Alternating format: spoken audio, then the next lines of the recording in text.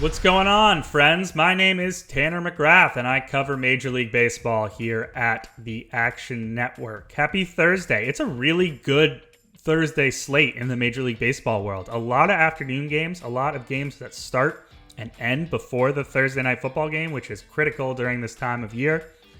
And one game that I'll definitely be betting on is on our New York Mets on the first 5 innings money line against the Arizona Diamondbacks. I would take this first 5 line to minus 130 or better.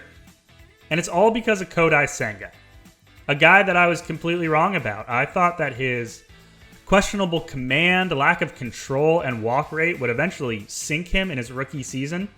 But he's only become stronger, even as the Mets have flailed. He's turned into the ace that was promised, unlike, say, Max Scherzer or Justin Verlander. He boasts a 2.6 ERA since the start of June, and he's failed to go fewer than 6 innings in only 3 of 15 starts during that stretch, allowing earned run totals in each start of, listen to this, 2-1-2, 1-3-2, 3-1-2, 1-1-2, 2-4, and zip. That is a pretty damn good stretch for this guy. And a couple of things that I've really loved about him as his season has gone on.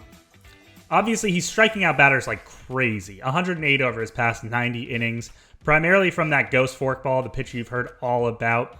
That pitch has a 28% swinging strike rate now, which is just bonkers.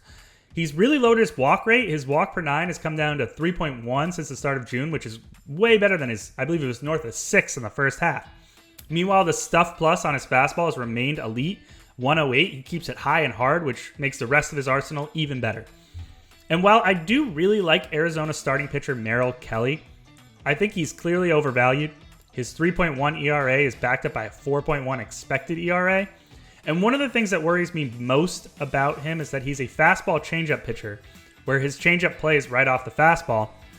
But the stuff plus on the fastball is only 78. That's the 19th lowest among 66 qualified pitchers. If you don't have a major league fastball, your changeup's not going to work.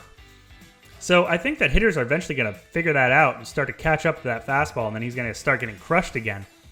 That could happen here because Kelly is a lot better at home than he is on the road. His ERA jumps about 3/4 of a run away from Arizona.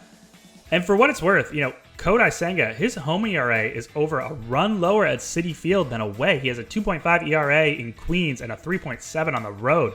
So there's a big home field advantage factor in our handicap today.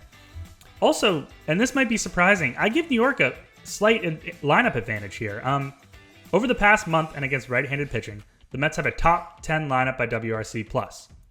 The Mets have been hitting the ball a lot harder than Arizona lately. They've been hitting it hard in general, actually. The Mets have huge advantages in barrel rate, hard hit rate, ground ball rate over the past few weeks. Against both sides and over the past fortnight, the Mets have a 123 WRC+. Arizona has a 90 WRC+. The only reason that I'm taking the Mets in the first half and not in the full game is because Arizona has a monster bullpen advantage. The Mets bullpen is still a travesty. I mean, it's just a mess in the back half of that lineup. So I highly recommend you join me and take the Mets in the first half. But either way, I hope you win all your wagers this weekend. And I hope you check back into the Action Network's YouTube channel for more daily action picks.